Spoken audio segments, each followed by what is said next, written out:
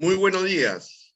Retomando nuestro programa Encuentro Económico en vivo, es un honor para el Colegio Economista de Lima y quien habla en calidad de decano de nuestra orden profesional, recibir en primer lugar a un economista colegiado hábil de nuestra casa, al doctor Enrique Cornejo Ramírez, más allá de los cargos importantes y de la contribución que ha hecho, ¿no?, en su actividad profesional, tanto en el sector público, en la academia. Y el tema que vamos a tratar hoy día, con relación un poco a la transformación digital, al concepto que se entiende como Industria 4.0, creo que es importante hacer una introducción, antes también presentar a nuestra directora, ¿no?, de imagen, protocolo. A su vez también tiene el encargo del Consejo Directivo que presido en conducir el Comité de Mujeres Economistas. Y además, en el caso de Martina Maragunich, nuestra colega, ella es especialista en un campo que todavía no ha sido muy explorado por los economistas, que es el mundo de la transformación y economía digital, que estoy seguro también en el rol de conducir con quien habla este programa, ¿no? Este tema que también lo conoce muy bien Martina, y más aún con el invitado que tenemos, que es nuestro común colega, ¿no?, el doctor Enrique Cornejo Ramírez, ¿no?, que tiene todo un bagaje de conocimiento en el mundo de infraestructura para la competitividad, más aún cuando se trata de un sector tan importante como es el mundo de las comunicaciones, transportes, que tiene que ver con el tema de puertos, aeropuertos, y que influye a que un país pueda dar un salto importante en el desarrollo de sus territorios. Es bueno precisar, antes de que un poco nos ilustre del pensar y de la mirada que tiene nuestro invitado, y también Martina, creo que vemos con relación a los retos país, ¿no?, y más aún que el Perú ha sido invitado, ¿no?, para ser en un futuro miembro de la OCDE, no vemos, ¿no?, un avance, sobre todo en esos retos que nos recomienda la OCDE en cuanto a cómo promover una economía digital. Y estoy seguro que en ese tema también vamos a escuchar, ¿no?, la posición que tiene tanto Enrique como Martina, que cuáles serían las premisas mínimas, por lo menos en el marco normativo. Si hablamos de transformación digital, lo único que tenemos actualmente es un marco que no nos ayuda más allá de la mirada de construir un organismo, entre comillas, ¿no?, que promueva la transformación digital en el Estado, ¿no?, que es el Decreto Legislativo 1412.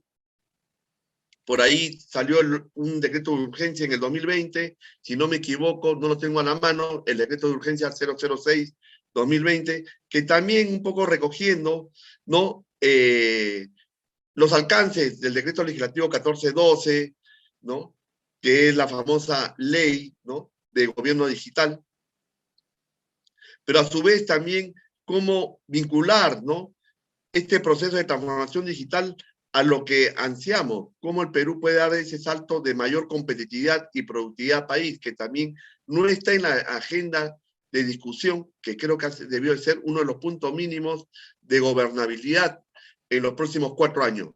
Que lo deseable es mirar a un país, qué vamos a hacer en los próximos 30 años, de por lo menos mirar sobre todo a las nuevas generaciones de peruanos, ¿no?, tanto de hombres y mujeres de corta edad, ¿no?, que se están formando, de darle mejores oportunidades de bienestar. Y creo que eso también no está en la agenda país. ¿Cómo desperdiciamos las oportunidades? Y solamente para terminar y dar una casuística, en el 2004, quien habla integró una comisión técnica para la incorporación de los hechos vitales de la población que estaba en manos de RENIEC. Este proceso, porque sabemos que estos hechos vitales lo manejaban en forma independiente, no articulada, menos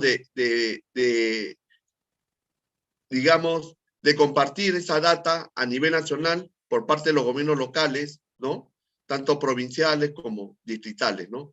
Y como estaba la ley del año 97, esa incorporación de hechos vitales para que pase bajo la administración de RENIEC, se recomendó y se hizo la propuesta técnica que RENIEC debería de implementar bajo una serie de herramientas, ¿no?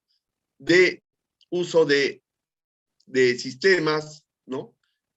Y software que ya existen en otros países, de cómo, de acuerdo a las necesidades que tiene el Perú, hacer una hoja de vida de la población desde que nace, y que hubiera sido una información mucho más rica que los propios censos. En los países más desarrollados, los censos ya no son una gran herramienta de generación de información de data de la población.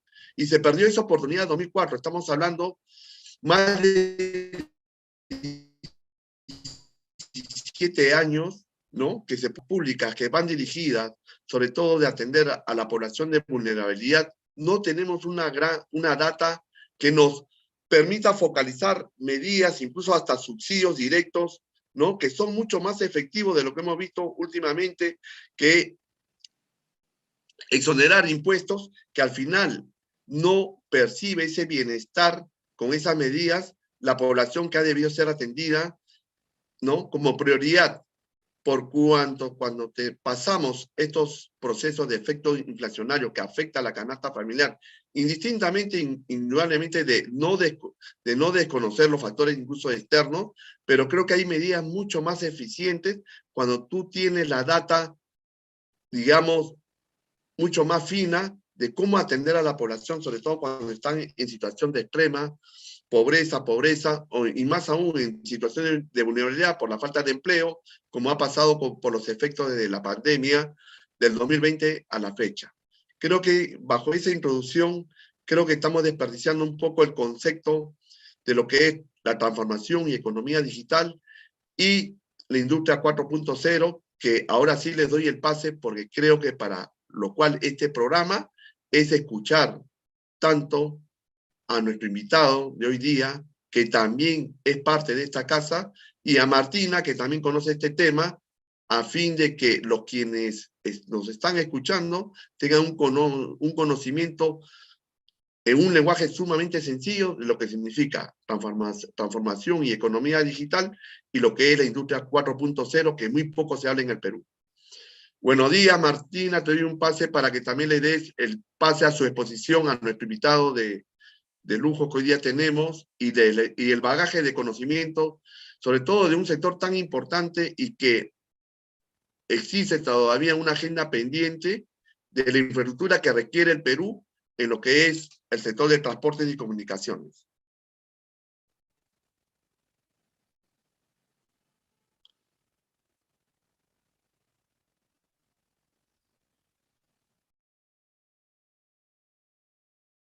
Ya, parece que hay un tema de conectividad. Le damos el pase a nuestro invitado especial, ¿no? Sobre todo de escuchar gran parte del tiempo que gozamos de este programa a nuestro común colega y también miembro de la Orden Profesional del Colegio Economista de Lima, Enrique Cornejo. Enrique, el auditorio es tuyo y grato de tenerte aquí en el programa de Encuentro Económico y en el Colegio Economista de Lima, que es tu casa. Muchas gracias, señor decano del Colegio de Economistas, mi colegio profesional, con el registro 1007. Ahí estoy siempre cercano al colegio. Y también mi saludo a Martina Marangulich, directora de imagen del colegio, y efectivamente una economista muy destacada. Es interesante la introducción que ha realizado nuestro decano, porque efectivamente quiero empezar con esta reflexión, a su vez tomando la reflexión del decano. El Perú es uno de los poquísimos, con esta mano nomás, no con dos manos, se pueden contar los países civilización, ¿no? Un país civilización no es cualquier país. Un país civilización es un país con historia, con cultura, con Estado, con aciertos y con errores, pero durante un gran periodo de tiempo. Y el Perú es un Estado o un país civilización de más de 5.000 años de antigüedad. Y esto es científico porque las investigaciones que se están haciendo en Caral, en todo el ámbito de Caral al norte de Lima, nos indican que el antiguo Perú, como civilización, es decir, como organización, con poder, con religión, con cultura, con ciencia, con tecnología, estaba ya organizada así, de esa manera compleja, 3.000 años antes de Cristo. Caral es eso, 3.000 años antes de Cristo. Más los 2022 años de la era cristiana, entonces nosotros podemos levantarnos todos los días sin hacer ninguna acción pedante, sino con absoluta humildad, con el orgullo de decir, hoy día es, por ejemplo, 7 de mayo del año 5022 de la civilización peruana, o 7 de mayo del año 2022 de la era cristiana. Eso solo lo pueden hacer en esa misma magnitud y antigüedad India, Egipto, China, punto. Y Perú, por supuesto. La Mesopotamia también es un área de civilización, pero un poco más joven que la peruana. Mira lo que estoy diciendo, ¿no? Roma y Grecia, muchísimo más jóvenes, ¿no? Entonces, ya si pensamos de una manera más contemporánea, Estados Unidos, que es una potencia, es un país que no ha cumplido todavía 300 años de país, ¿no? Y su historia anterior es bastante pobre en el sentido de cultura, de diversidad, muchas cosas. Entonces, el primer punto que quiero poner aquí es que estamos en una situación difícil de crisis de varios órdenes de magnitud y de varios temas al mismo tiempo, pero nunca olvidemos que somos un país civilización. Esto que está pasando en nuestro horizonte temporal, que es un horizonte cortísimo, ¿no?, es apenas una pequeña instancia de esa historia grande.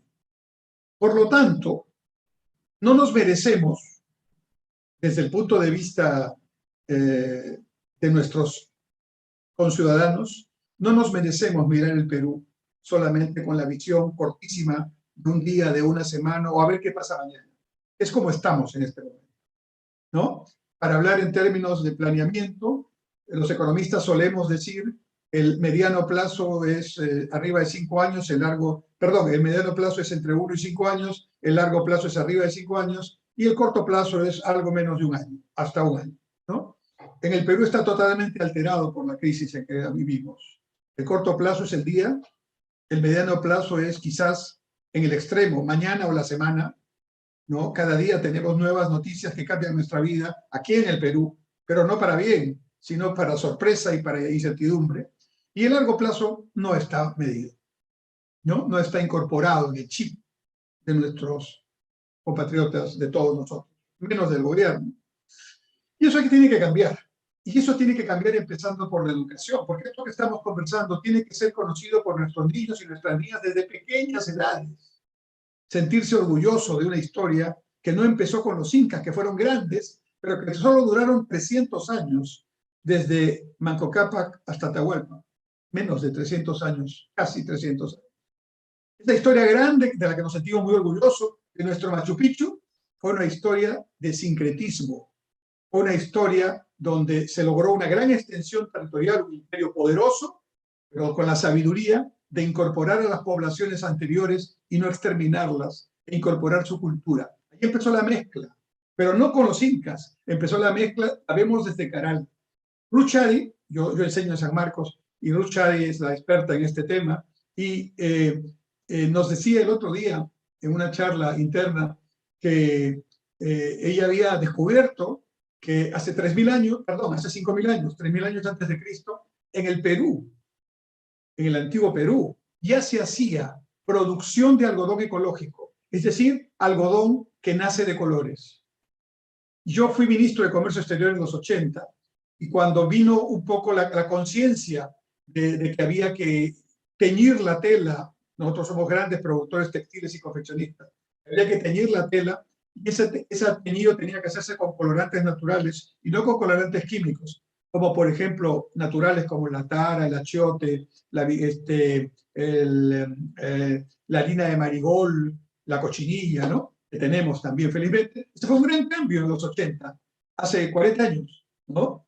Pero los antiguos peruanos, hace 5.000 años, ya habían desarrollado el algodón ecológico, donde no es necesario ponerle colorante, sino el algodón nace de colores. Y con esto, esta introducción que me permití hacer, no estaba en mi charla, pero a propósito de la introducción del decano, quisiera empezar esta charla de Industria 4.0, transformación digital y toma de decisiones en el Perú. Y esto lo quiero hacer con la siguiente reflexión. La tecnología, el avance científico y la innovación son los grandes impulsores del cambio, los disruptores, a lo largo de la historia de la humanidad. Entonces me voy a permitir hacer un pequeño paralelo en la primera parte de mi charla, muy breve, entre las grandes revoluciones industriales que se han dado en el mundo y nuestro Perú. Y la conclusión a la que quiero llegar es llamar la atención de todos los que nos están escuchando y nos seguirán escuchando porque esto ya está grabándose y seguirá en las redes, ¿no? Cuando vean el video en vivo como ahora o lo vean en diferido, que reflexionemos un ratito en que ese país civilización no puede darse el lujo de andar a contrapié con los cambios tecnológicos. Es una pérdida valiosísima de tiempo y de generaciones. Como un carro no puede andar a contrapié, no podemos tener, digamos, avanzando con las dos ruedas delanteras y retrocediendo con las traseras, porque nunca vamos a poder andar a un ritmo adecuado. Esa manera de andar a contrapié, que es mi manera de decirlo en sencillo, como estamos acostumbrados a actuar en el Perú, sin políticas de Estado, donde cada quien que entra, sea gobierno, ministro, alcalde, gobernador, pretende que empieza con él o con ella la vida, cuando ya hay vida, ¿no? Nadie se puede dar el lujo de empezar a hablar sin tener el conocimiento previo, menos en ciencia, ¿no? Smith, cuando empezó a hablar, nuestro gran primer economista científico, ¿no? Se basó en los mercantilistas, en los filósofos políticos, en los fisiócratas que lo precedieron, ¿no? Ricardo se basó en Smith, ¿no? Y cuando Marx escribe también pensando en los socialistas utópicos y los propios economistas clásicos en cuyo grupo estaba él, con la teoría del valor-trabajo, ¿no? Cuando Lenin, para seguir ya la línea política, escribe su famoso folleto, 3 fuentes y 3 partes integrantes del marxismo, también toma en cuenta la parte anterior. Nadie puede pretender seriamente que es Adán. Con él empieza o con ella empieza la vida. Y en el Perú tenemos el complejo de Adán en la función pública y aún en la función privada. Se pretende que todo empieza y no se toma lo bueno que ya está, que nos ha costado plata, dinero, tiempo, ¿no? Que es bueno, que por qué no puede seguir avanzando y profundizándose, y se trata, y a veces sin estudio, de empezar, y ahí se pierde mucho tiempo y dinero. Entonces, voy a hacer este paralelo, pero voy a hacerlo haciendo un planteamiento, siempre con la idea del país civilización. Los antiguos peruanos lo voy a tomar, fíjense, la historia del Perú, de los antiguos peruanos, antes de los españoles, hasta los incas, es un periodo de 4.500 años. Por eso cuando alguien yo escucho y dice, los últimos 200 años, perdón, ¿no? Solo los antiguos peruanos antes de la llegada de los españoles ya tenían 4.500 años. ¿Los conocemos? ¿Los hemos estudiado? En el colegio nuestros niños tienen la posibilidad de mirar ese universo, esa cantidad de tiempo, de generaciones, comiendo, estudiando, mirando el espacio, mirando su tierra, mirando la cuenca. No. La educación tiene ahí, nuevamente, y voy a ser reiterativo en este tema, una gran responsabilidad. Y ahí es donde tenemos que poner el foco. Bueno, en los 4.500 años del antiguo Perú, antes de la llegada de los españoles y desde Caral hasta el momento, porque ¿qué encontraremos más adelante? ¿No? Yo digo que había una industria que podríamos llamarla 0.0, para no arrancar con la industria 1.0. Y en esa industria 0.0 había algodón ecológico. Había manejo de la cuenca, lo que se llama hoy día gestión territorial. Había manejo sostenible, lo que se llama hoy día desarrollo sostenible por Naciones Unidas y todo el mundo. Había conocimiento de la astronomía para la agricultura. Había manejo ecológico de los pisos.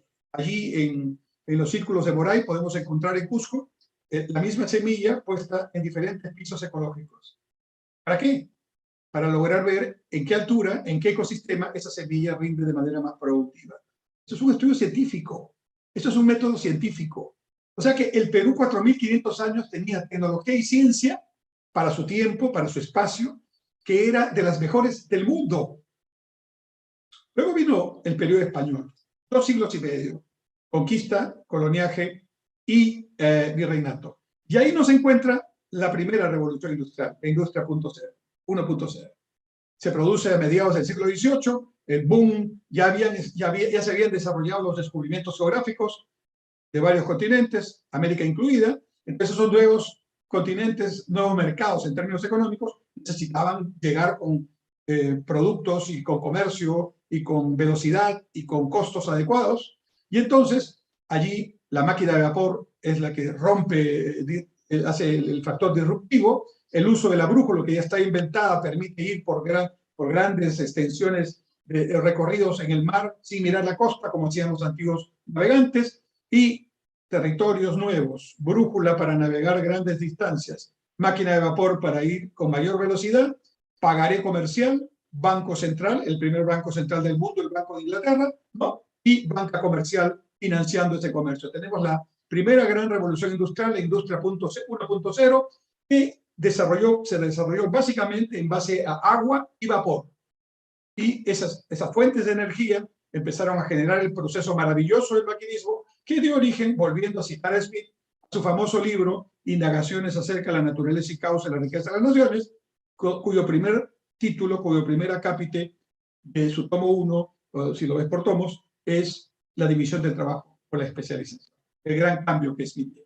Efectivamente, esa industria 1.0 fue una cosa, ubiquémonos un poco en ese momento, una cosa espectacular, porque hasta antes de eso solo se manejaba artesanalmente las cosas. El ejemplo de Smith es clarísimo. Un artesano puede hacer 1, 2, 3 alfileres al día, pero si lo dividimos en 17 partes, que es como Smith analiza la división del trabajo en la producción del alfiler, podemos hacer decenas y centenas de alfileres en poco tiempo. Entonces la economía de escala, ¿no? El tamaño del mercado, empiezan a ser factores fundamentales, impulsados por una tecnología que genera producción ya masiva, basada en el maquinismo. Perú, ¿cómo está en ese contexto? Es un virreinato que trabaja exclusivamente para extraer oro o plata, una economía extractiva de metales preciosos. Lamentablemente, los españoles que llegaron a Perú llegaron en el siglo XVI y España en el siglo XVI estaba en una etapa subdesarrollada del mercantilismo, lo que se llama el metalismo-bullonismo. Ellos creían en esa etapa que el rico era el que atesoraba oro y plata. Y ahí ya bastaba para ser rico, ¿no? Como la famosa frase, el mendigo sentado en un banco de oro, etcétera. Y otras frases más contemporáneas que hemos escuchado y seguimos escuchando todos los días con ricos y pobres, ¿no? Muy bien.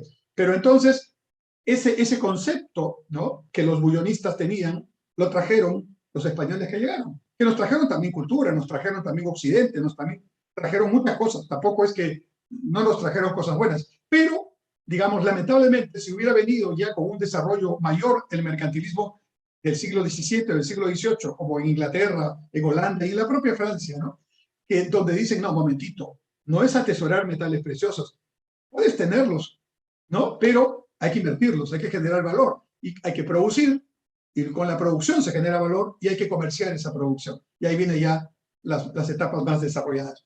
Entonces, industria 1.0, Perú, totalmente fuera de esa revolución.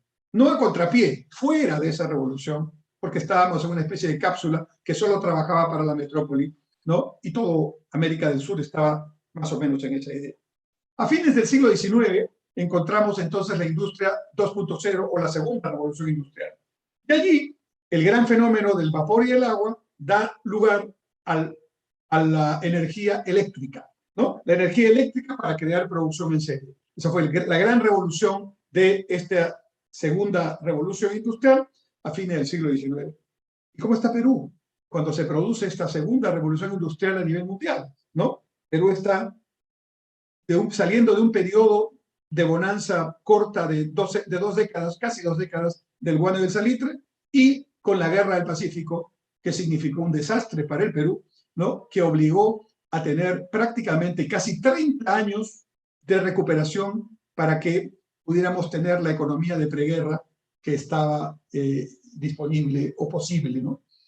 Y también ya varios historiadores coinciden, el bono del salitre, curiosamente, no fue explotado, como se dice, por la inversión extranjera, no, se le encargó, sí, empresas inglesas desarrollar, pero el recurso vino básicamente para el Perú. Ellos cobraban lo que tenían que cobrar, pero mucho dinero entró a Perú. Entonces la clase dirigente se enriqueció, ¿no? En ese tiempo. Y hubo la posibilidad, coinciden varios historiadores, Bonilla es uno de ellos, Tantalián es otro, ¿no? Hubo la posibilidad de generar por primera vez un empresariado nacional que pudiera llevar un proyecto nacional como lo han hecho otros países, México, Brasil, por mencionar Argentina, ¿no? Pero ese estado del empresariado nacional oligárquico, digamos, para llamarlo de alguna manera, pero progresista, a base de la riqueza del bono del salitre, se rompe con la guerra del Pacífico, que realmente frustró ese proyecto y no volvió a aparecer en la historia republicana del Perú un proyecto similar. Y entonces, en la segunda revolución industrial nos encuentra en guerra y nos encuentra en una situación económica desastrosa. El Producto Bruto Interno se estima que en la época de la guerra cayó menos 34%. Para que se hagan una idea, la pandemia nos bajó 11,7%, ¿no? La guerra del Pacífico nos bajó 34 puntos. Como todos los políticos de la época eran militares, ¿no? En esas décadas, entonces tardamos mucho en lograr recuperar. La industria 3.0, la tercera revolución industrial, se da a mediados del siglo XX, ya un poquito más contemporánea para los que tenemos algunos años, ¿no? Ahí, en realidad, se habla de varias fechas, pero yo ubico en 1956, porque ahí ocurren tres hechos que están con datos específicos. Primero, el Departamento de Estado, no, perdón, el Departamento de Estado, sí, y el Departamento de Defensa del Pentágono norteamericano desclasifican el proyecto militar ARPANET y lo convierte en un proyecto privado al alcance del mundo que se llama Internet, la gran supercarretera de la información y la comunicación que hoy usamos. Eso pasó el 56. Lo segundo que pasó el 56 es que IBM presenta su primera computadora, la RAM no sé cuántitos, ¿no? Y esa computadora grande, gran consumidora de energía, lenta, poco transparente, era la tecnología más avanzada de la época y revolucionaba el tema, incorporando ya lo que será la clave de esta tercera revolución industrial, las tecnologías de la información y la comunicación, a partir del uso del componente binario que permite el desarrollo de las computadoras, ¿no? Entonces ahí ya no estamos como en el agua y el vapor de la primera revolución, ya no estamos solamente con el desarrollo eléctrico de la segunda revolución, sino estamos ya con la producción automatizada y con lo que la computadora le da de velocidad a ese proceso, que ya era importante, pero no era tan veloz. ¿Cómo estamos en el Perú cuando se produce la tercera revolución industrial o industria 3.0? Durante un tiempo habíamos estado con una economía primario exportadora, básicamente 7 productos: algodón, azúcar, café, petróleo, oro, plata, cobre. Están los 7. Y eso explicaba el 90% de lo exportado, sino el 95%. Estoy por publicar un libro de la historia del comercio exterior del Perú del siglo XX y siglo XXI, que lo va a publicar San Marcos, y donde voy a invitar al colegio también para que esté presente cuando lo presentemos. Es un libro que me ha tomado 3 años elaborarlo, y ahí explico en detalle esta etapa y varias otras que vienen después, que la economía primaria exportadora saltó a una economía de sustitución de importaciones tardíamente. Empezamos en el año 69 con el gobierno militar de Velasco, pero ya algunos países de América Latina salían de la sustitución de importaciones, o por lo menos empezaban etapas ya diferentes, ¿no? Perú entra el 69.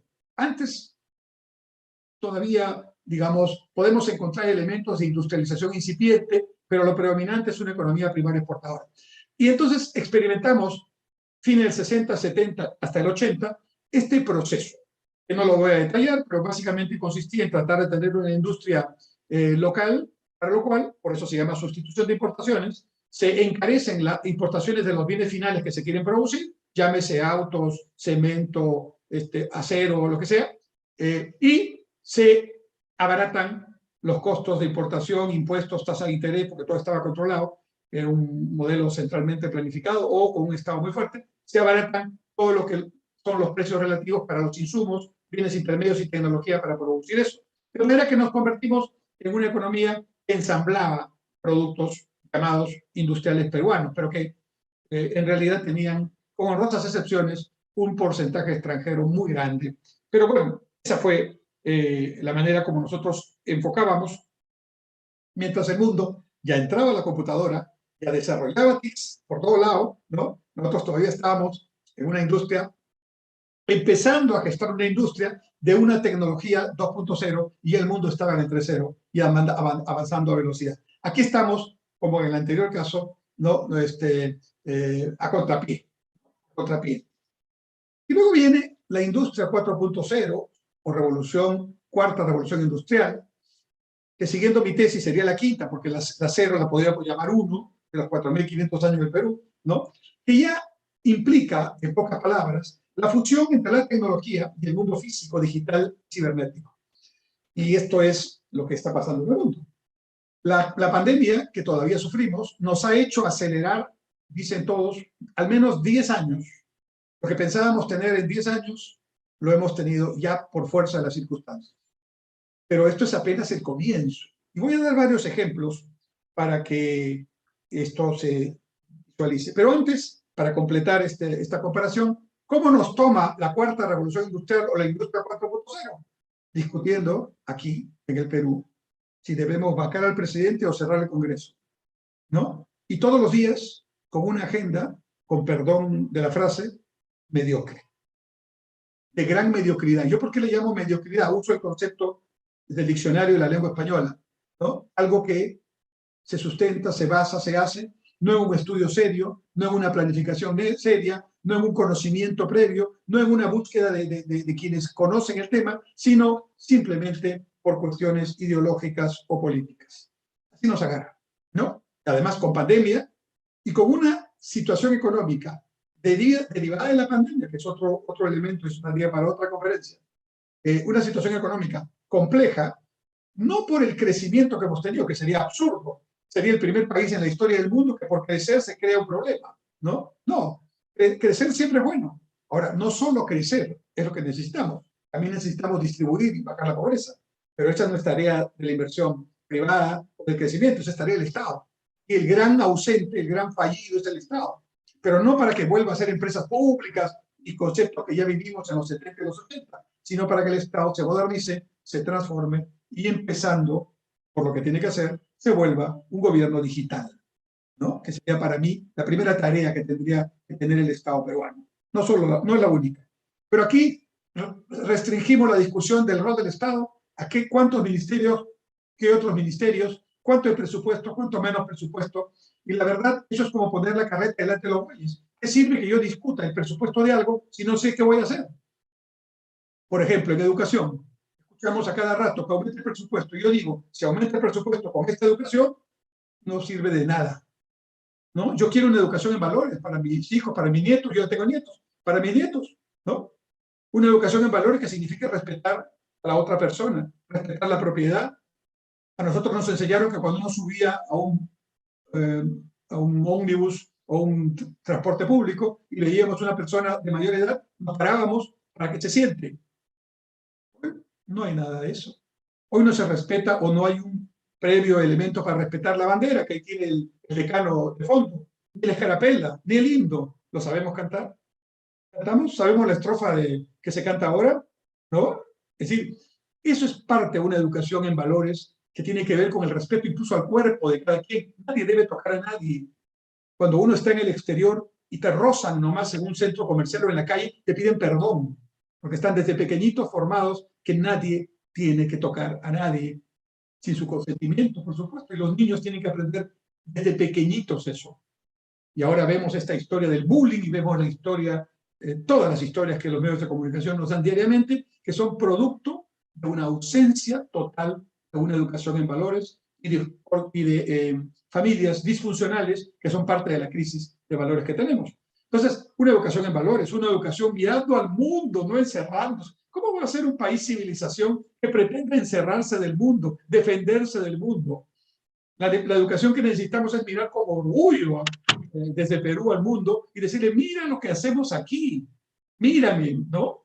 Pero para eso tengo que hablar inglés, pues, no solamente español, ¿no? Y eso me deben enseñar en el colegio, una lengua diferente a la materna por lo menos. Y tengo que aprender a trabajar, aunque sea de carpintero, no por decir que aunque sea, no, de carpintero, de electricista, algo que me permita en una situación crítica, nadie sabe qué le puede pasar, ganar un dinero justamente, un dinero digno, ¿no? Todavía antes teníamos una serie de talleres, había en las escuelas técnicas, los institutos tecnológicos. La responsabilidad en la educación debe ser que el colegio público, el instituto público y la universidad pública deben ser por lo menos iguales o de mejor calidad que los privados. Esa debería ser la responsabilidad. Como el antiguo Colegio Guadalupe, no el actual. El antiguo Colegio Guadalupe, donde pasaron todos los prohombres del Perú. O la misma Universidad Nacional de San Marcos, donde yo enseño y donde varios de los, no, todos los presentes aquí han sido estudiantes, ¿no? Entonces, ¿por qué? ¿Por qué tenemos que degradar lo público cuando lo público es y tiene que ser por decisión de la dignidad de una persona, ¿no? Por el hecho de ser humano, lo que brinde lo mejor? Cuando uno va a un país, a Suiza, acá el hospital privado es el mejor de Suiza en tal sitio, en tal cantón. No, el público es el que tiene de todo y en algunos casos es el mejor frente a los privados. Muy bien, solo he puesto el caso de educación, pero podría poner el caso de salud, otra tarea del Estado. Mucho discurso, que la salud preventiva, que la salud preventiva. Hay 1.800 centros de salud o postas médicas en el Perú, deberían haber 5.000 por la población, que no tienen a veces ni médico, solo tienen enfermera o técnico, pero tampoco tienen laboratorio mínimo, tampoco tienen rayos X para ver el tema del pulmón, no por la pandemia, sino por la tuberculosis, ¿no? Y tampoco tienen posibilidad de hacer mínimos análisis. Entonces, ¿qué pasa? Todos, unos y otros, graves y menos graves, terminan en el hospital haciendo colas inmensas, impensadas, indignas, ¿no? Donde les dan una cita para dentro de 3 meses, donde cuando van a 3 meses no tienen los medicamentos, y donde una operación, si se hace en 2 años es con suerte, y a veces ni se hace. Esa es la salud pública en el Perú. Y tenemos excelentes médicos, excelentes enfermeras, pero el sistema no funciona. Entonces, lo primero que habría que hacer, ahí sale, y quizás es una tarea del Colegio de Economistas de Cano. Yo le he preguntado mucho a los médicos, yo tengo muchos médicos cercanos, tengo un hijo médico, y les digo, oye, ¿cuánto vale poner un centro médico con todo? Con su planilla, en planilla, como debe ser, ¿no? Un médico, una enfermera, un tecnólogo y una persona auxiliar. ¿Cuánto vale esa planilla básica? Y tener un equipamiento de laboratorio, un equipamiento de rayos X, tal vez un ecógrafo. ¿Por qué no? ¿Por qué no? ¿Por qué minimizamos lo que pensamos en pequeñito como pigmeos, ¿no? Y luego, eso que cueste, lo que cueste, decano, multiplicado por 1.800 y no por 5.000, que es lo que debería ser, le aseguro que es más barato que el costo que tiene la salud ya cuando la enfermedad está en su última fase o cuando tenemos que improvisar en hospitales que no son hospitales para atender ese tema. Y por supuesto, incorporar a la familia, incorporar a las comunidades, incorporar, digamos, el premio al médico sea no cuántos pacientes atendió, sino cuántos pacientes evitaron ser pacientes porque tuvieron una prevención adecuada. Bueno, podría seguir, pero entonces termino aquí la parte esta introductoria y digo, estamos en la industria 4.0 y ¿cómo está Perú? Porque eso es lo que me han pedido. Ahora voy a eso. Como dijo el decano, tenemos algo. Tampoco no voy a caer en mi propia crítica de decir no hay nada, ¿no es cierto? Porque eso sería como decir, ¿para qué habló lo que habló hace un ratito? ¿Usted quiere que empiece todo con usted? Tampoco, ¿no? Tenemos algo. La Secretaría de Gobierno Digital que está en la PCM se ha avanzado en algo. Nosotros hicimos aquí en San Marcos un evento internacional y llegamos al punto, luego de escuchar casi todas las experiencias que vinieron de fuera, que estábamos empezando y estábamos empezando bien, pero empezar, ¿no? Ahora, legislación, estamos, la que ha mencionado el decano, una más por ahí, pero ¿saben en qué está el mundo en este momento? En hacer en las constituciones carta de derechos digitales. O sea, el acceso a lo digital es un derecho humano en este momento. Y esa es la modernidad. Europa ya tiene su Carta de Derechos Digitales Europea. España fue una de las que primero lo tuvo, ¿no? Entonces la legislación va avanzando también y sobre todo tomando algunos temas muy importantes, ¿no? El tema de la seguridad, ¿no? El derecho a la seguridad, a que no se tomen mis datos como hoy, por ejemplo, lo toman los centros comerciales, ¿no? Porque curiosamente el Estado no hace lo que el proyecto que el decano contó en 2004, no solamente porque faltan políticas de Estado, sino porque esa idea, ¿no? Que si yo, por ejemplo, tengo la hoja clínica de cada ciudadano, sí, pero esto es una información que de repente puede tener algún problema porque lo va a ver otra entidad, ¿no? Y bueno, hay los mecanismos de seguridad correspondientes. Y sin embargo, todos nosotros, absolutamente todos nosotros, estamos con datos nuestros privados en la Big Data de ¿dónde? De nuestras tarjetas de comerciales, nuestras tarjetas de crédito, de nuestras participaciones cuando hemos ido a alguna atención de salud, de nuestros temas educativos. Toda esa información existe. Y hoy en día, en Perú, que hay dentro de las organizaciones privadas, gerencias y equipos especiales que están trabajando con ciencia de datos. O sea, trabajan con los datos, los extraen de todos los sitios que están, porque están ahí, ¿no? Y con eso construyen proyectos para ver qué hacen hacia adelante. Hay legislación a nivel mundial ya que está viendo ese tema. Y ni siquiera estamos todavía en lo que ya viene, porque esta cuarta revolución industrial no solamente es un desarrollo extraordinario de tecnologías de información y comunicación, sino en paralelo va también con otros temas. Por ejemplo, las neurociencias están avanzando de una manera muy grande. ¿Qué hacen las neurociencias? Estudian el cerebro, el órgano más importante y menos estudiado, menos conocido, porque es muy estudiado, del cuerpo humano. ¿Qué tiene la humanidad de conocimiento del cerebro? Hasta ahora ha completado la cartografía, es decir, todas las conexiones neuronales de una lagartija. Le tomó 10 años completar la cartografía de una lagartija. El cerebro humano tiene millones de conexiones neuronales. Entonces, a la tecnología que tenemos hoy, demoraríamos un siglo probablemente completar la cartografía del cerebro, pero es que la tecnología está rompiéndose todos los días, aumentando velocidades. Y estamos entrando, ese es el otro elemento, a la computación cuántica, donde ya la computación no juega con el 1 o 0, con el sistema binario, sino juega con combinaciones múltiples de ambos en n situaciones. La velocidad cuántica nos va a abrir unas circunstancias impensadas para la humanidad. Ya estamos en eso. Las primeras computadoras cuánticas ya están, pueden abrir computación cuántica, a todos los que están viendo, por favor, entran a su buscador, pongan computación cuántica y le va a salir cantidad de cosas. Y pongan primera computadora cuántica. De ahí no digo las marcas, pero ahí están. Ya las computadoras cuánticas piloto.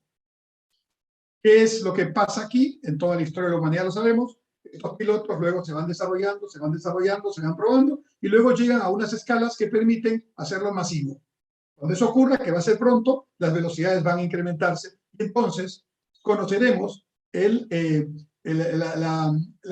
mapa neuronal del cerebro. ¿Qué sigue? Sigue que si conocemos el mapa, las conexiones neuronales del cerebro cartográficamente, así como se completó el ADN humano, lo que sigue es reproducir un cerebro humano en una computadora. ¿Y qué sigue? A partir de ahí sigue ya un elemento ilimitado de posibilidades que tienen la línea cortita, delgadita, entre la ética y la ciencia, ¿no? Manipulaciones y otras cosas que ya genéticamente se hacen. Bueno, pero eso es lo que viene, eso es lo que ya está en proceso. Yo me acuerdo que hace 30 años yo fui a una conferencia en el CADE y un expositor dijo, bueno, les voy a presentar la impresión 3D. Y nos mostró varias fotos de una impresora 3D que hacía unos temas geométricos ahí con el material. Hoy día se imprime 3D, brazos articulados, partes partes y piezas de autos, ¿no? La impresión 3D, lo único que falta es que la podamos tener reemplazando la impresora que yo estoy mirando ahorita, la mía, que solamente tiene tinta y papel. Eso ya fue, como dicen los muchachos. Ahora todos vamos a tener pronto una impresora 3D en casa. Entonces, para ponerlo en un tema muy sencillo, cuando Martina tenga que ir a una reunión, nosotros los hombres en este sentido somos más descuidados o más prácticos, quizás, ¿no? Nos damos un baño, nos ponemos un saco, algo y ya estamos listos. Pero las damas, y todas las damas tienen esa característica, tienen que prepararse. Y entonces, probablemente, para la ocasión, buscará tener un vestido, algo que le permita ir, y ella pensará, como piensan todas las señoras, ¿no? Además, ahí ya fui con ese vestido la vez pasada, no puedo ir con el mismo vestido. Y tiene un problema porque le han avisado con muy corto tiempo. Entonces, va a abrir su computadora, o su tablet, o su teléfono, y va a entrar con su tarjeta de crédito o de débito, ¿no? Con su código, que ya lo tiene de entrada, y va a decir, a ver, ella tiene ya su impresora 3D, ¿no? Va a decir, catálogo de vestidos virtuales. Y va a encontrar uno, ella va a poner sus datos, o de repente los datos ya están, su talla, todo, ¿no? Y va a escoger el modelo. Y luego va a comprarlo, ¿no? Paga. Y luego lo va a imprimir. Y va a tener su vestido para esa noche o esa tarde, lo que sea. ¿Ustedes creen que estoy hablando ciencia ficción? No, esto es absolutamente algo que ya viene en camino. Estos son los nuevos escenarios que la tecnología va a dar. Ya, y se vienen más todavía, porque hay una discusión ahora, y en Chile, mencionó el decano Chile, en Chile está, bueno, no vive ahí porque es profesor en Estados Unidos, en la Universidad en Nueva York, ¿no? En la Columbia University, ¿no? El que fue el asesor de Obama y es el experto en lo que es neuroderechos. Y él preside una comisión de científicos del mundo para incluir en la Carta de los Derechos Humanos los neuroderechos, en el sentido de que cuando estas tecnologías sigan avanzando y puedan, ya que se conoce la cartografía del cerebro, puedan influir en mi cerebro, yo tenga la posibilidad de tener una defensa legal constitucional de ese tema. Estoy hablando de algo que parece también de ciencia ficción, en absoluto. Yo tuve, cuando el expositor hace 30 años hablaba de la impresión 3D, con mis colegas que estaban ahí al costado, los mirábamos y decíamos, ¿y esto qué va a hacer, no? Ya es. Esto que estoy diciendo ya es, pero no dentro de 30 años, ya es ahora. Y vamos a ir conociendo. Yo cuando era ministro de Transportes fui invitado 3 veces a Japón, y una vez cuando llegué me mostraron el instituto NHK. Los japoneses son muy disciplinados, muy científicos, ¿no? Tienen un instituto solamente para tecnologías de información y comunicación. NHK, el mismo nombre del canal estatal de Japón. Y me dijeron, a ver, siéntese aquí, me pusieron una sala oscura, como una sala de cine, siéntese, vea lo que le vamos a presentar y luego nos comenta. Y yo vi, así como me ven con mis lentes, yo vi a una persona, una niña que corría con un perro y que avanzaba así a mi costado. Dije, ¿qué sensación es esto? ¿Qué efecto me han puesto? ¿No? Bueno, eso es lo que yo vi, eso es lo que yo sentí, ¿no es cierto?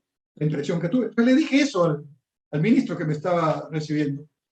Y le dije, bueno, usted acaba de presenciar la tecnología, ¿no? 16K de la televisión digital que estamos trabajando para ubicarnos.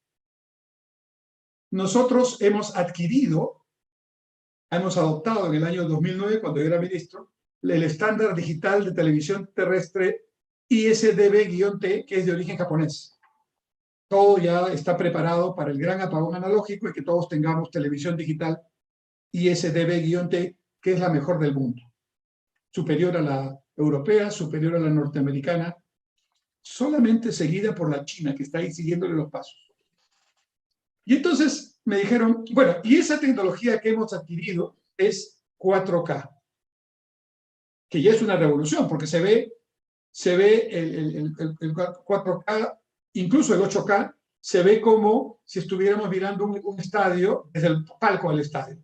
Es verdecito. Como se ve hoy día, para conocimiento de todos, si ustedes quieren ver verdadera señal digital, no usen la señal digital del cable. Desconecten la señal digital del cable y pongan la señal de antena, lo que nosotros llamábamos de mi generación la antena conejito, que ahora ya no existe, ¿verdad? ¿No? Y pongan la señal de televisión digital terrestre, que todos los televisores tienen. Y vean el partido de fútbol del canal que sea allí. Y van a ver la diferencia entre la televisión digital verdadera, japonesa, que nosotros tenemos, y la televisión digital que el cable te da. También es digital, pero no se compara con esta de aquí. Lo pueden hacer todos ustedes hoy día en su casa, ¿no? Muy bien. Entonces, ¿qué me habían mostrado? Me habían mostrado la siguiente generación, no del 4 al 8K, del 16K y del 32K. ¿no? Donde ya, para ponerlo en términos futbolísticos, ya no solamente se ve linda la cancha, sino se ven las caras de los que están en la tribuna, a ese nivel de píxeles, de resolución de píxeles, ¿no? Eso, por cierto, es hoy día utilizado por sistemas de defensa, por seguridad ciudadana, por policías de todo el mundo que está avanzando en este tema, para identificar personas.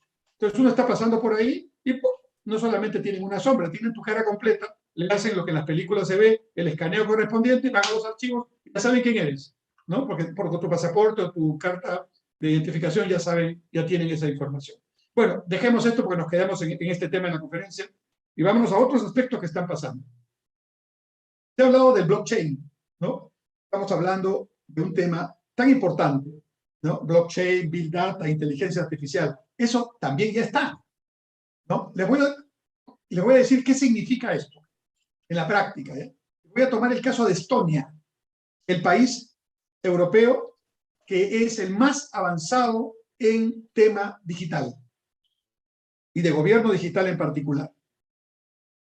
¿Qué ha hecho Estonia? Ha digitalizado todo. No, no todo. Todo menos dos cosas. Por alguna razón que no entiendo, no me la han sabido explicar, en Estonia, para casarse y para divorciarse, para las dos cosas, hay que ir físicamente. Parece que por alguna razón. Pero después todo está digitalizado. Pero no solo está digitalizado en el sentido de que, a ver, yo tenía un trámite para sacar mi DNI, ahora era físico, era analógico, ahora es digital. No, ahora ya no hay trámite. Aquí viene el tema de blockchain, de la inteligencia artificial y de la Big Data juntos. ¿Por qué? Porque han hecho que los sistemas del RENIEC de Estonia, más el sistema de los hospitales de Estonia, más de los colegios de Estonia, más de los colegios profesionales, todos sean abiertos y hablen entre sí. Primer tema. Entonces, por un sistema preparado, por supuesto que no es muy difícil, ¿no? Porque los estonios son expertos e incluso dan asesoría en este tema, todos sus sistemas conversan. Entonces, el ciudadano de Estonia no tiene que hacer un trámite, porque el trámite se hace entre las computadoras o entre los archivos que ya tiene el Estado estonio. Y tiene todo. Tiene sus datos, su salud, su educación, todo, ¿no? Entonces, por ejemplo, si un estonio tiene que pagar impuestos, solo le llega una notificación del ente estonio de impuestos y le dice: señor, señora, señorita, aquí está su declaración, revísela, ya está hecha. Eso hace SUNAT también ahora, por cierto, ya estamos avanzando, ¿no? Y entonces llega, y como todo está digitalizado, tú nada más te quedas, aquí parece que fue un error, porque puede haber errores, incorporas eso, no hubo ningún error, entonces tomas tu tarjeta, pagas tu impuesto si tienes que pagar, te acabó la historia, no hay ningún trámite allí. Y todo eso ya se hace. Eso le llaman los estonios no llegar a un gobierno digital, sino a un gobierno inteligente, donde los trámites desaparecen. O sea que, para ponerlo en contexto y en temas prácticos, eso es lo que ya existe. Estonia, por supuesto, es el más avanzado, le siguen otros, ¿no? Están por ahí, pero no al nivel de Estonia, ¿no? Entonces yo les sugiero, si quieren mirar temas de gobierno digital, entren a Estonia y miren, todo está abierto. Por cierto, Estonia también tiene ciudadanos digitales. O sea, cualquiera de nosotros, si desea, puede aplicar a ser ciudadano estonio digital. No significa otra cosa que ser ciudadano con derechos. No tiene los derechos europeos, pero, por ejemplo, puedes abrir una empresa digitalmente y puedes, con los mismos privilegios de cualquier empresario que está en Estonia, hacer todos los procesos que quieras hacer. Y eso les ha llevado cantidad de inversión, cantidad de gente interesada en hacer empresa con mucha inteligencia. Podría seguir hablando. Esta misma aplicación de los blockchain hoy día se aplica ya en la industria. A ver, el mundo de la post-pandemia es otro mundo. No nos hemos dado cuenta porque estamos nosotros sintiendo todavía los efectos. Pero si pudiéramos abstraernos un ratito, y la academia lo permite, o sea, por ejemplo, cuando uno está enseñando, investigando, uno puede darse, entre comillas, el lujo de mirar con cierta lejanía, ¿no? Para poder entender lo que está pasando por un momento. ¿Y qué pasa hoy día?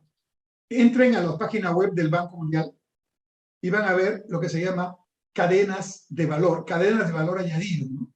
Cadenas añadidas de valor o cadenas globales de valor. ¿Y ahí qué van a encontrar? Se está produciendo una reestructuración de los procesos productivos mundiales.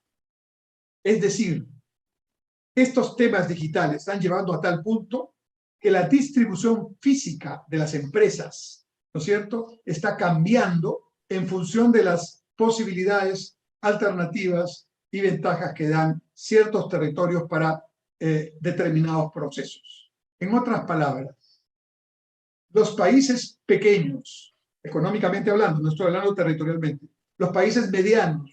Perú es un país mediano, aunque en realidad económicamente es muy pequeño, ¿no?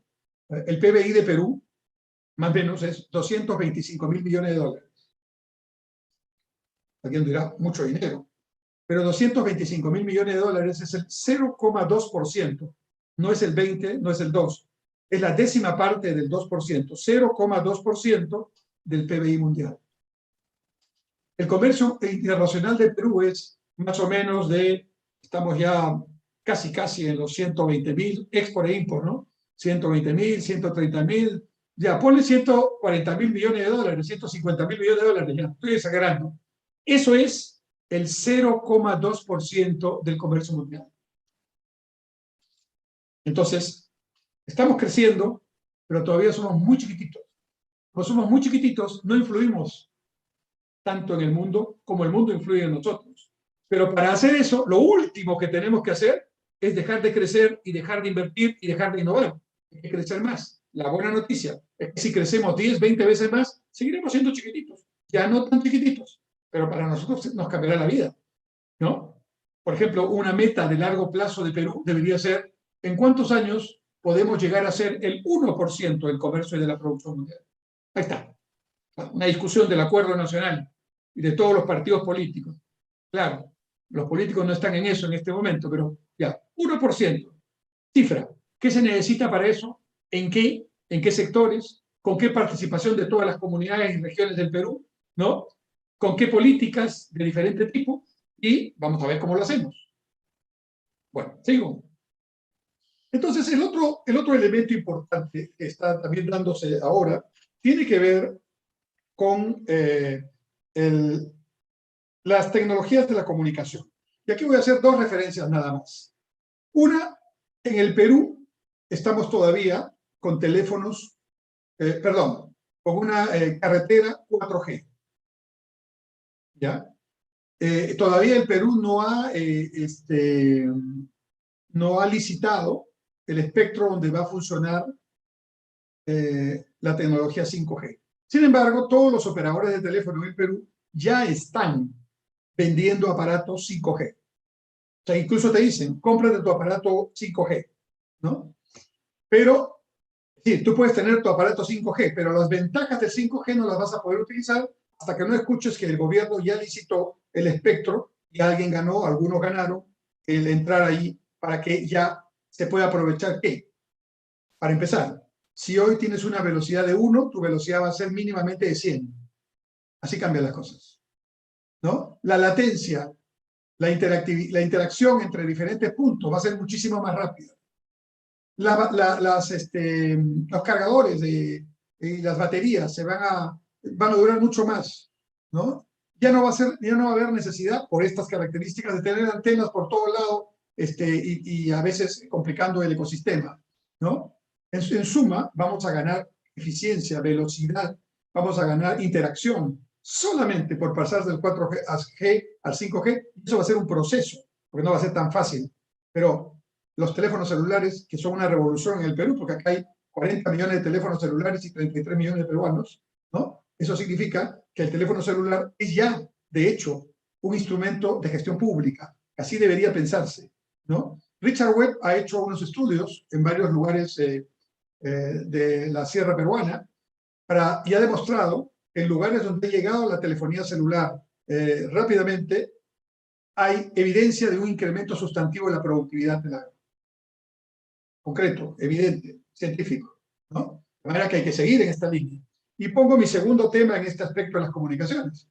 Hay que seguir en la red dorsal de fibra óptica, por supuesto, pero el problema es que llevar red dorsal de fibra óptica al último centro poblado del Perú es, yo creo que muy complicado. No podemos aspirar, yo lo he visto en Corea del Sur, que hay red dorsal de fibra óptica de altísima calidad en cada casa en Corea. cada casa, como tener el ducto de agua, ¿no? Y nada más uno se conecta y listo. Pero en el Perú, por la gestión territorial equivocada que tenemos hace mucho tiempo, esto viene de lo español, tenemos unas ciudades, digamos, con servicios, unas ciudades, cuanto más se van alejando de los pueblos, de las ciudades principales, van perdiendo conectividad, y además tenemos miles de centros poblados que tienen 300, 400 personas cada uno, que están aislados uno del otro 7, 10 kilómetros, son los que vemos a lo largo de la carretera con los avisitos esos verdes que nos dicen, esos tienen probablemente luz, ¿no? Pero probablemente no tienen agua, desagüe de red pública, no tienen wifi de alta velocidad o no tienen wifi, probablemente no tienen un centro educativo bueno, no tienen un centro de salud como el que hemos hablado, y así seguimos hablando. Eso es pobreza. Porque la pobreza no es un discurso. La pobreza es o tengo más dinero o tengo estos servicios. Las dos formas de medirlo. Pobreza monetaria, Banco Mundial, Fondo Monetario, necesidades básicas, Naciones Unidas. Las dos formas mundiales de medirlo. Entonces, para salir de la pobreza hay que darles ingreso, antes educación, y hay que darles servicios. ¿Cómo le voy a dar servicios a centros poblados que están aislados? Eso es un tema concreto. Yo soy ministro de Transporte, ministro de Vivienda. ¿Cómo le doy? Tengo presupuesto para hacerlo, pero ni siquiera puedo llegar, no porque sea imposible, sino que es carísimo, ¿no? Entonces yo tengo que encontrar alguna fórmula de gestión territorial diferente. Yo tengo que crear unas ciudades intermedias cerca de esos centros poblados donde les pongo todo. Y ahí llegan y tienen todo, ¿no? Y sus territorios siguen siendo sus territorios, ¿no? Yo tengo que repensar la distribución del canon, porque no es posible que ciudades o territorios cercanos a proyectos mineros sigan sin agua, sin desagüe, sin centro de salud, sin caminos, sin infraestructura de riego básica, que no es tarea de la empresa privada darles, porque el canon no se utiliza para las obras básicas, o no se usa, ¿no? Y entonces tenemos aquí una posibilidad. Y esa posibilidad está dada ya no por la fibra, ya no por el satélite, ya no por la microonda, sino por este canal ISDB-T que está disponible una vez que se haga el apagón analógico. Me explico. Todos los canales grandes están hoy día transmitiendo en dos señales. La señal analógica, en realidad están haciendo canal digital ya, pero lo transmiten por la señal analógica y lo transmiten por la señal digital. Si ustedes ven, los que tienen cable, ven, hay unos 7, canal 7.1, 7.2, 7.3. Después van el otro, el canal X, X.1. ¿Qué es eso? Son sus segmentos digitales que ya los permite tener varias versiones, incluso programaciones diferentes. Es que una de las características de la televisión digital, esto con todas, no solo con la japonesa, es que fragmenta tremendamente, digamos, el espacio que hay que utilizar. Por lo tanto, el primer beneficio es que en un mismo espectro se pueden tener no uno, sino varios canales. 2 canales digitales, 4 canales de alta definición, high definition, 4 canales estándares o standard definition y un OneSec.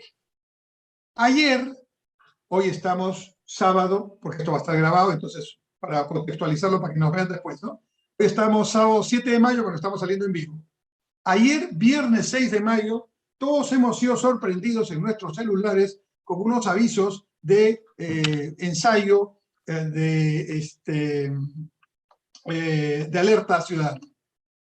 Eso se puede hacer porque la tecnología digital que ya disponemos, que se llama OneSec, esta tecnología del ISDB-T, permite transmitir señal de televisión y otras señales a dispositivos móviles. Un celular, una tablet, una laptop o incluso un televisor de carga. Cualquier dispositivo. No te van a transmitir la señal de alta definición, pero te transmiten una señal en directo de buena definición, de buena resolución.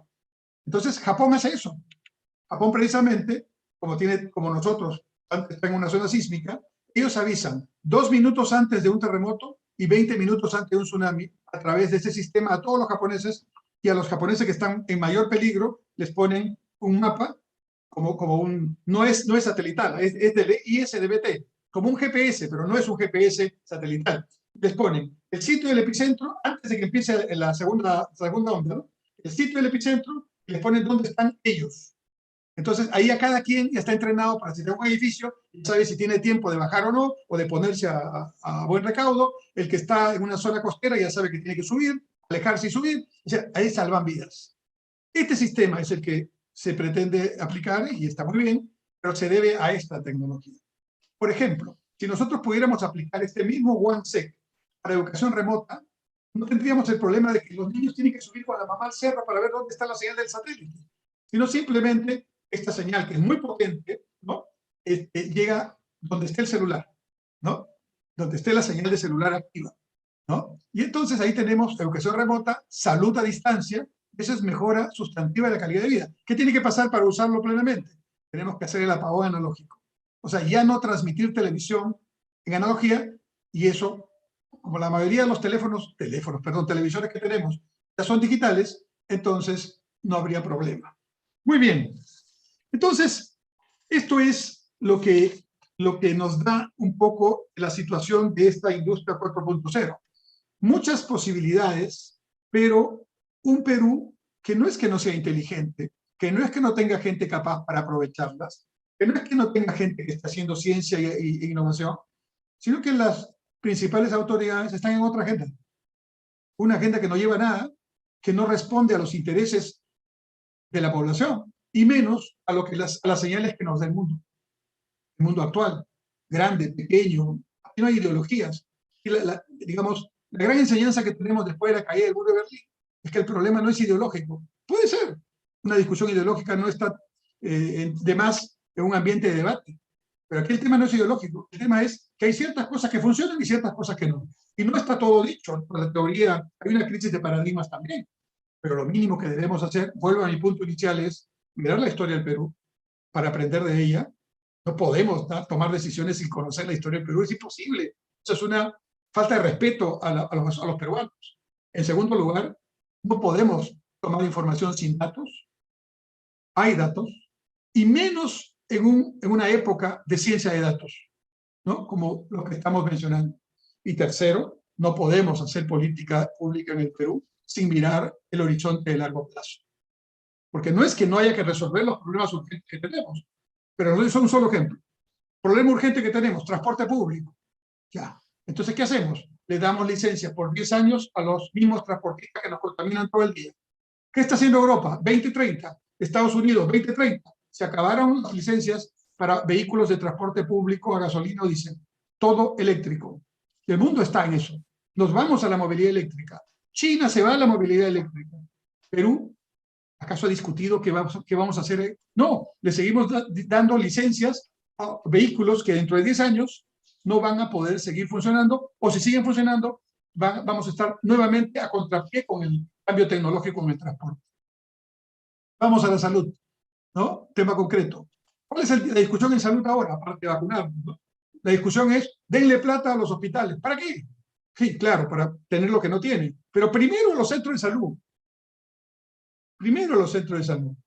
A las postas, al primer nivel de atención, ¿no? Mucho discurso, pero poco aterrizaje. Ahí están los datos, ahí están las evidencias empíricas de otros países, y ahí está nuestra propia historia. Yo lo dejaría ahí para no seguir explayándome, porque tengo muchos temas. Quizás un debate o unas preguntas podrían complementar esta exposición. Gracias. Martina, para darte pase, medio minuto nomás. Me quedo con 3 ideas de lo que has expuesto, Enrique. En primer lugar, no está en la agenda el bienestar de la población, más aún si pensamos en las futuras generaciones de peruanos.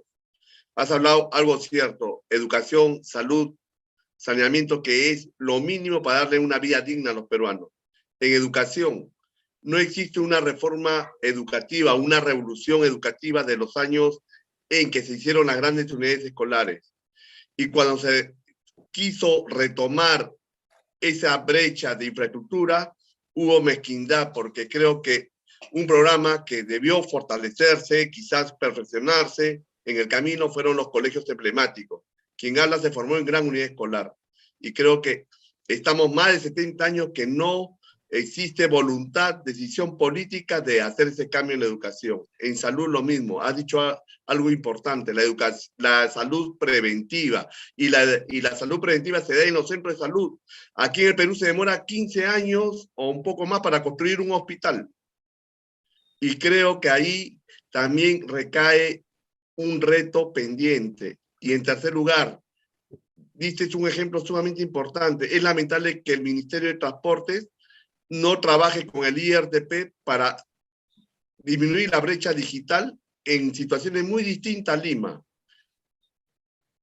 La televisión estatal puede hacer muchas cosas con estas herramientas digitales, sobre todo utilizando esa red de televisión digital terrestre a cargo del Ministerio de Transporte. Creo que ahí también hay un trabajo pendiente por parte del Estado. Y Martina, que conoce muy bien una serie de propuestas, de proyectos digitales que lamentablemente no ha habido el liderazgo y la voluntad política de realizarlo, creo que es importante escuchar cómo se puede llevar desarrollo territorial en distintas realidades como es la selva, la sierra, donde existen recursos, pero no le damos las herramientas y sobre todo no formamos recursos humanos para esos retos de desarrollo. Martina, te dejo ahí el auditorio para que nos comente de todos estos retos pendientes que tiene el Perú. Muchas gracias y bueno, disculpen ante todo una desconexión inicial, pero me gustaría hacer el preámbulo también de la presentación de nuestra gran exposición que ha tenido a cargo el doctor Enrique Cornejo, porque con sus 37 libros que ha escrito, más de 1.500 artículos, tiene todo este bagaje para poder explicarnos sobre la experiencia dentro del sector público que ha tenido llevando ministerio, siendo ministro de Transportes y Comunicaciones, ministro de Vivienda, presidente del directorio del Banco de la Nación, donde se ven ciertas problemáticas nacionales y lo que se trata de buscar son soluciones prácticas, operativas, para una buena gestión, justamente para todos los peruanos.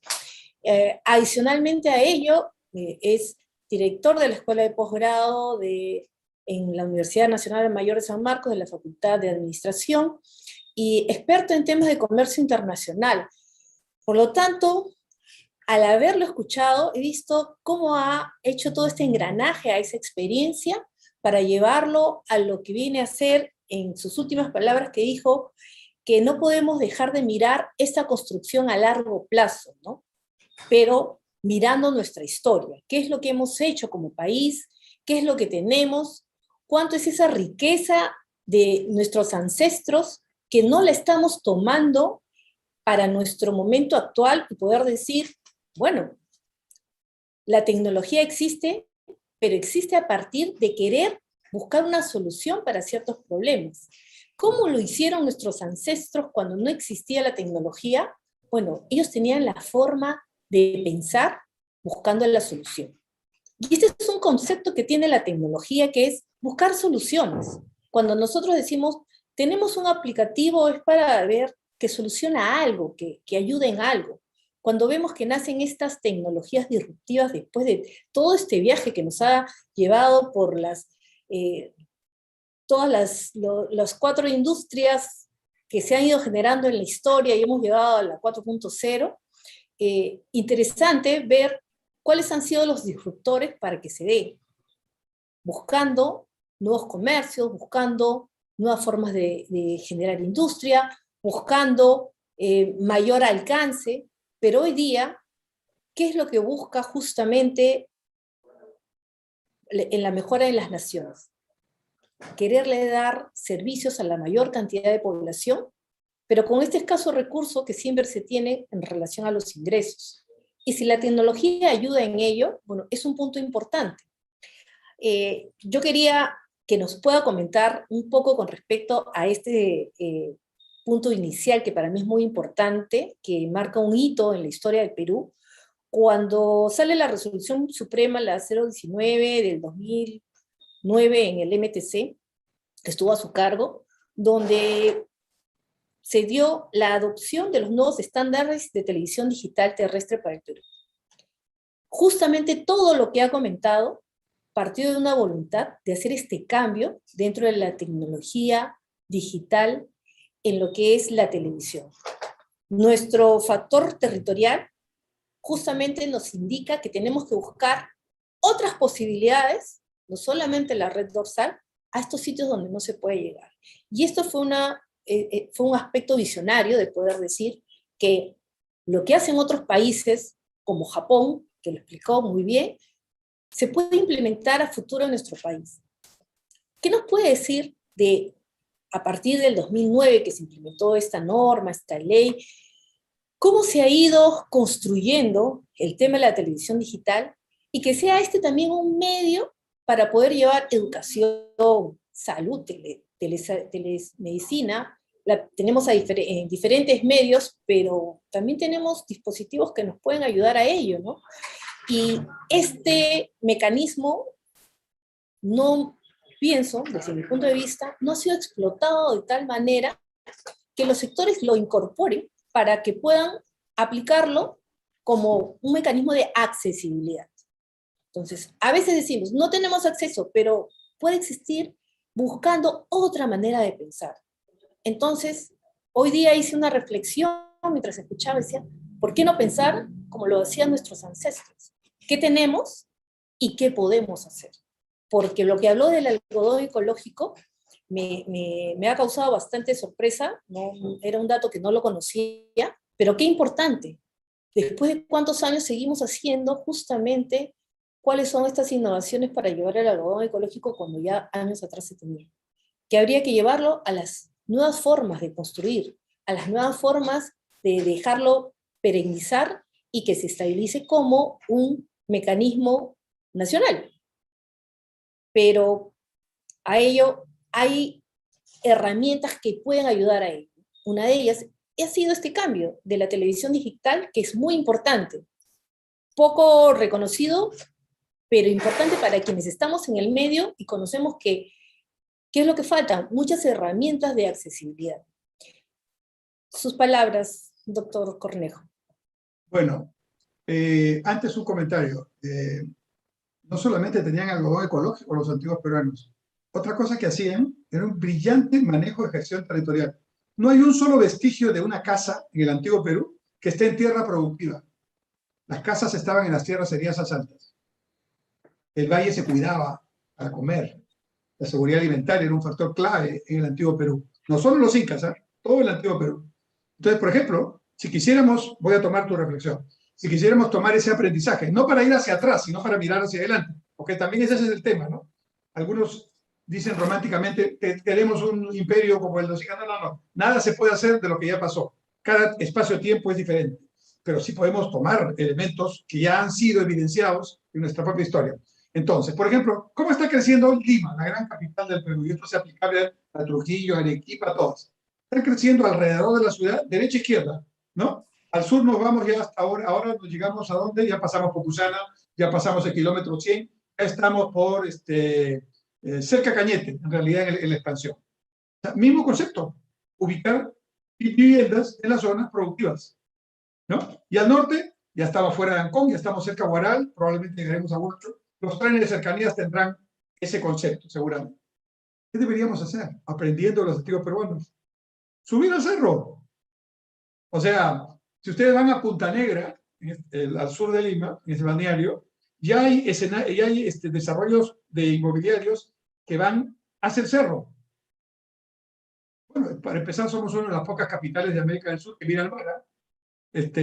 Quito, Bogotá, la misma La Paz, por supuesto, el propio Santiago de Chile, no están en zona de mar, están hacia arriba. Probablemente porque aprendieron mejor de los antiguos que nosotros mismos, ¿no? Entonces, ahí tenemos un concepto que ya podríamos utilizar. Ahora vuelvo a tu pregunta. En 2009 me tocó, yo no fui el ministro que inició la investigación, fue mi antecesora, pero me tocó sí decidir.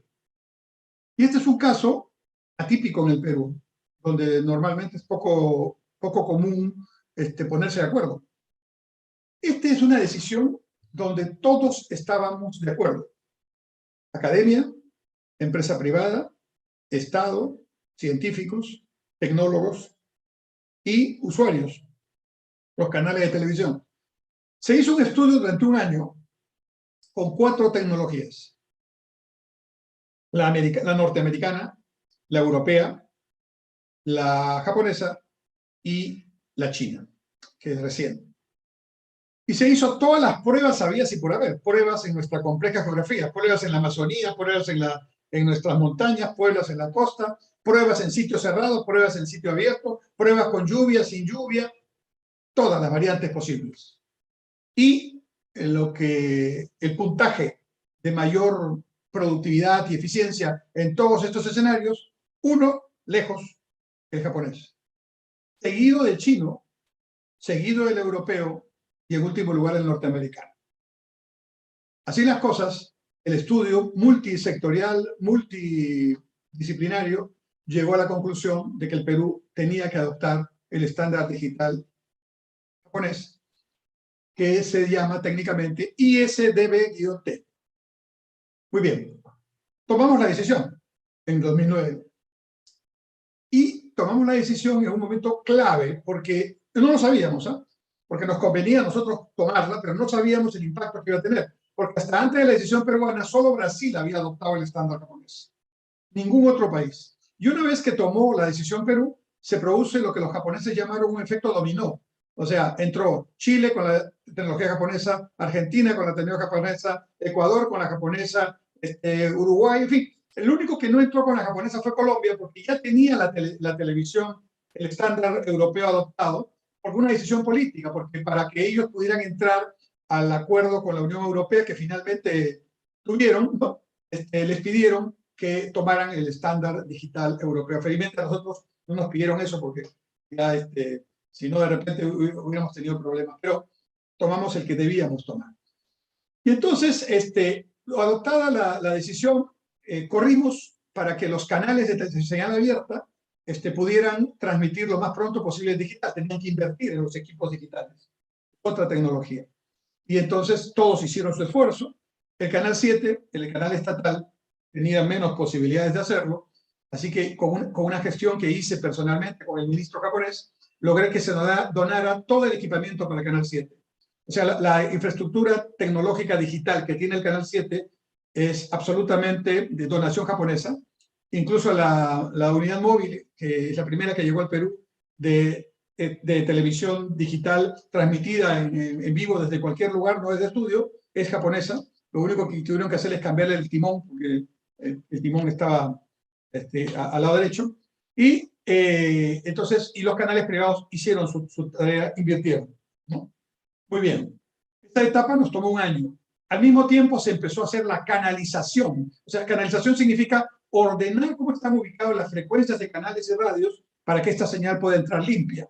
Entonces, eso con ayuda japonesa también lo hicimos primero en Ibi Callao y después en todo el Perú. Al punto que ya hay canales digitales en regiones, en Cusco, en Arequipa, en varias regiones del Perú. Y como dije hace un rato, la tecnología esta, no solo la japonesa, la china, cualquiera de ellas, tiene menor uso del espectro radioeléctrico. Entonces, en los megahertz donde antes transmitía un solo canal analógico, y sigue transmitiendo porque se sigue dando esa transmisión, ahí se pueden transmitir en simultáneo 4 canales de estándar de emisión, de estándar digital. La prueba de ello es que el canal 7 transmite en una señal, ¿no? Transmite en otra señal y en otra le hace transmisión al Congreso. La señal del Congreso que transmite es señal digital del canal 7, estándar. Y también el Poder Judicial tiene un canal, también es canal digital porque se puede transmitir donde antes entraba un canal analógico de televisión, o sea, cualquiera de los canales que conocemos, ahora entran 4 estándares, como hace Canal 7. Y se queda el que se llama el OneSec, un segmento, ¿no? Y el OneSec va a los celulares, a los teléfonos móviles, a los televisores móviles en los autos y a las laptops, a todo elemento móvil que tenga conexión. Entonces, por ejemplo, la industria de la televisión, cuando esto ya esté en todos los celulares, ¿no? La industria de la televisión va a cambiar. Porque hoy día las horas punta en televisión todos son de 7 a 8 de la mañana, a 9, ¿no es cierto? Cuando vamos, en principio, en normalidad salíamos a trabajar. Y la hora prime es arriba y abajo a partir de las 7, 8 de la noche hasta las 11, ¿no? Ahí se paga más por publicidad, ahí está la mayor audiencia, porque ya estamos en casa. Pero como vamos a poder ver televisión en cualquier momento del día, de la noche, en carro, sin carro, en la casa, sin la casa, entonces va a haber público de diferente tipo que va a pedir una producción de calidad, ¿no? A esas horas, mientras estoy en las 2 horas que regreso a mi casa del trabajo. Y todo va a cambiar. Y lo que va a faltar es producción. Ya no acceso, sino producción, que generen programas de inversión. Imagínense lo que va a pasar en los canales del interior del país, donde también se da el mismo proceso multiplicado, ¿no es cierto? Y donde a veces solo miran en los canales de señal abierta. O sea, si viene un espacio impresionante de crecimiento. Pero lo importante es que cuando se produce el apagón analógico, o sea, hoy día se transmite en espejo, analógico, digital, ¿no? Pero el gobierno tiene que decidir, no lo ha decidido ya hace mucho tiempo, debió hacerlo, apagar el analógico. Entonces el televisor digital solo va a poder captar señal digital si es digital. Y si es analógico, con un aparatito, un decodificador de $10, $20, que lo puede subsidiar el Estado, puede mirar una señal que no es high definition, pero es una señal en su televisor antiguo. Pero ya la gran mayoría de los peruanos tenemos televisor plano. Casi todos ya son digitales, ¿no?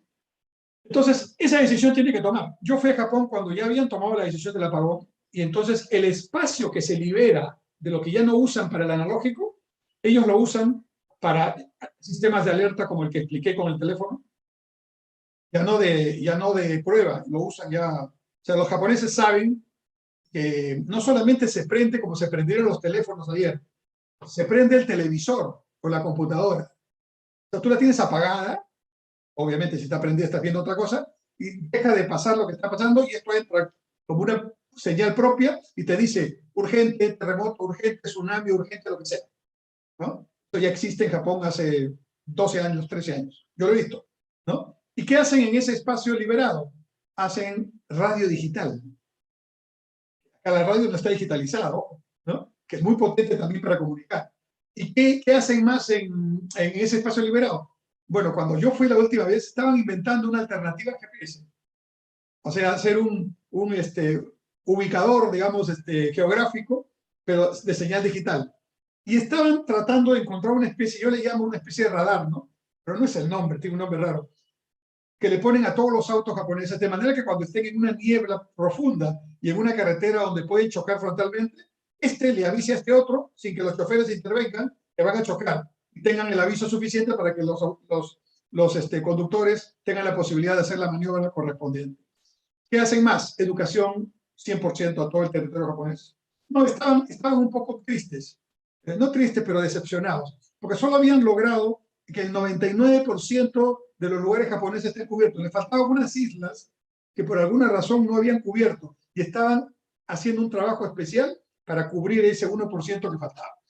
¿Qué más hacen? Salud digital, 100%, ¿no? Por mencionar un caso. ¿Qué falta en Perú para que se haga? Nada más que se adopte el estándar digital, no, se tome la decisión del apagón analógico y luego vamos. Y ahí empezarán las necesidades, ¿no? Pero imaginemos lo que puede significar. ¿Por qué no se ha hecho? Yo lo dejé esto en 2011. ¿Por qué no se ha hecho? Yo he hablado a 3 ministros sucesores míos. Al que me sucedió en la transferencia, le hablé de esta y de otras cosas. Y luego visité a 2 ministros sucesores míos, especialmente, para decirles, implementen esto, ya no pensando en que quién lo hizo, ¿no? Sino, implementenlo, es una revolución. Entonces ahí termino diciendo, este es un ejemplo, deben haber muchos en el país, de un tema que puede ser gol pronto, sin inversión, ya está todo hecho, ¿no? Pero que requiere una decisión política y algo de interés, porque claro, los intereses están en otro lado, ¿no? Entonces probablemente el ministro o los ministros, pues son varios, no tienen tiempo para mirar eso, pero alguien que les diga, ¿no? Oiga, ministro, venga para acá un ratito, mire, ¿qué le parece? Por lo menos que opine, ¿no?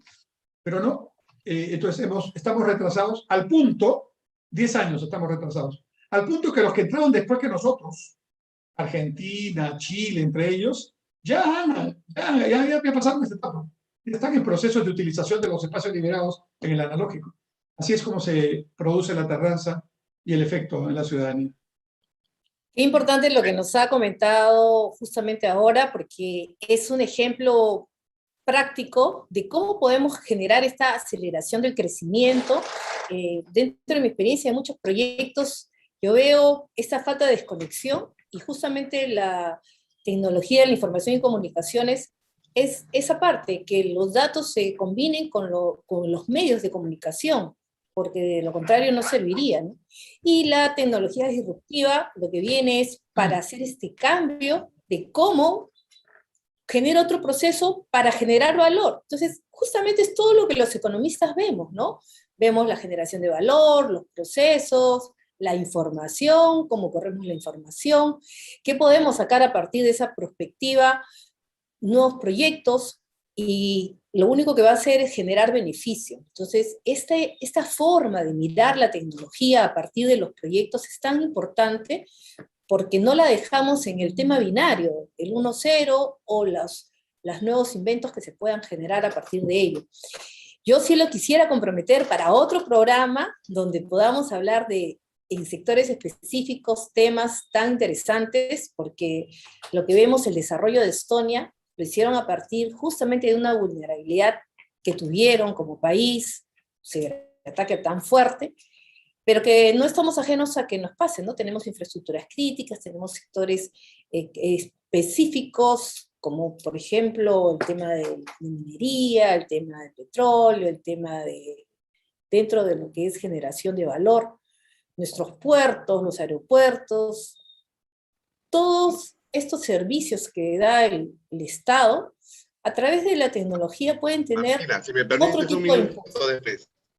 Y adicionalmente, también tenemos el tema de los servicios públicos que se brindan, ¿no? O sea, transformarlos es importantísimo. Por eso lo quisiéramos comprometer para una nueva entrevista. Martina, y si me permites un minuto, solamente para, primero, agradecer, Enrique, que nuevamente estás en tu casa, y comprometerte a un programa para tocar el tema de cómo se puede hacer un trabajo corporativo dentro del Estado, sobre todo de todo ese esfuerzo que le ha costado al gobierno, y que es lamentable que del 2009 no se retoma, también con la cooperación técnica internacional, porque me acuerdo que en el primer gobierno también del presidente García trabajamos un convenio con la NHK con años difíciles, pero se inicia una cooperación técnica hace muchos años y que no ha sido bien aprovechado, en primer lugar. En segundo lugar, lo que bien hemos escuchado, IRTP puede hacer mucho porque primero en esas localidades que no llega el puente, no llega el colegio, no llega el hospital, llega una señal, tanto de radio como de televisión, y estamos desaprovechando todo ese esfuerzo que significa la red que se hizo en los años entre el 2005, 2006,